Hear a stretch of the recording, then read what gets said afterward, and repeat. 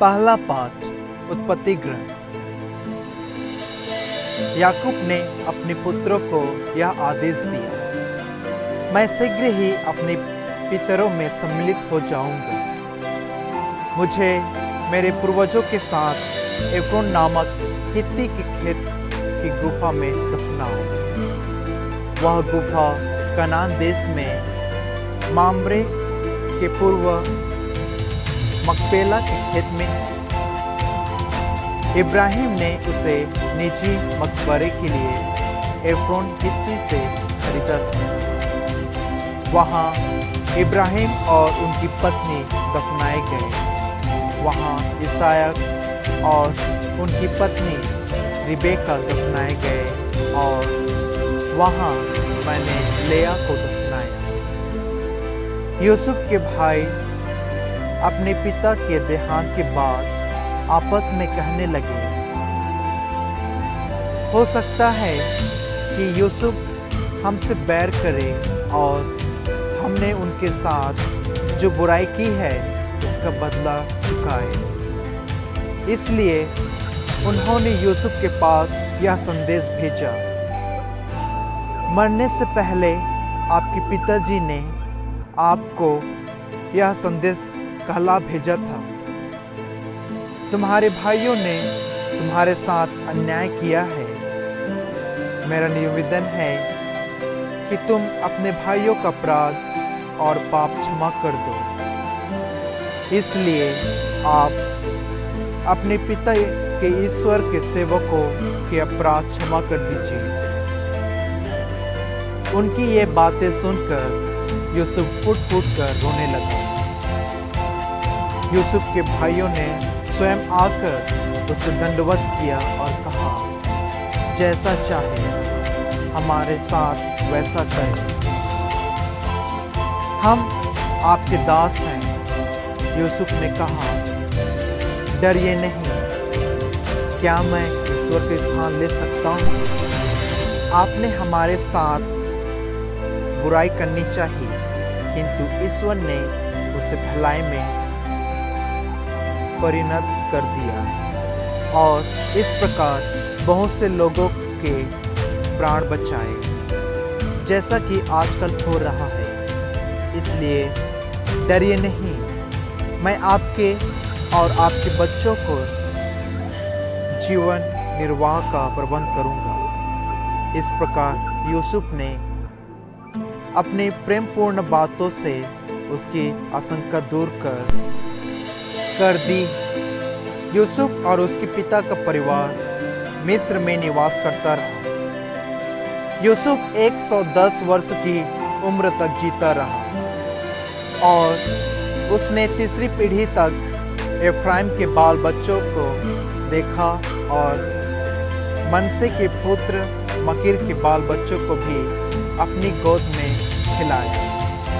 अंत में यूसुफ ने अपने भाइयों से कहा, मैं मरने पर हूँ, ईश्वर अवश्य ही तुम लोगों की सुध लेगा और तुम्हें इस देश से निकालकर उस देश ले जाएगा जिसे उसने शपथ खाकर इब्राहिम, इसहाक और याकूब को देने की प्रतिज्ञा की है। यूसुफ ने इस्राएल के पुत्रों को यह शपथ दिलाई कि जब ईश्वर तुम लोगों की सुध लेगा तो यहाँ से मेरी हड्डियाँ अपने साथ ले जाना। इसके बाद यूसुफ का देहांत 110 वर्ष की उम्र में हो गया। उसका शव मसालों से संलिप्त कर मिस्र में ही एक शव मंजूसा में रख दिया गया।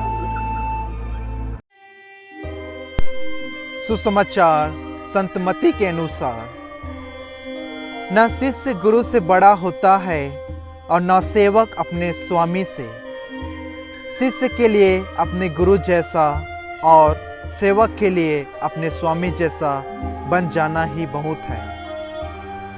यदि लोगों ने घर के स्वामी को बेलजेबुल कहा है तो वे उसके घर वालों को क्या नहीं कहेंगे।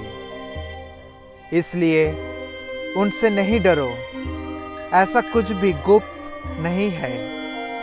जो प्रकाश में नहीं लाया जाएगा, और ऐसा कुछ भी छिपा हुआ नहीं है जो प्रकट नहीं किया जाएगा।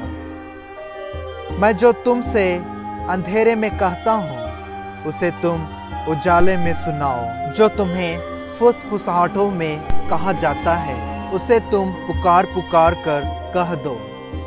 उनसे नहीं डरो जो शरीर को मार डालते हैं किंतु आत्मा को नहीं मार सकते, बल्कि उससे डरो जो शरीर और आत्मा दोनों का नरक में सर्वनाश कर सकता है। क्या एक पैसे में 2 गैरियां नहीं बिकती? फिर भी तुम्हारे पिता के अनजाने में उनमें से एक भी धरती पर नहीं गिरती। हाँ, तुम्हारे सिर का बाल बाल गिना हुआ है, इसलिए नहीं डरो। तुम बहुतेरी गौरैयों से बढ़कर हो।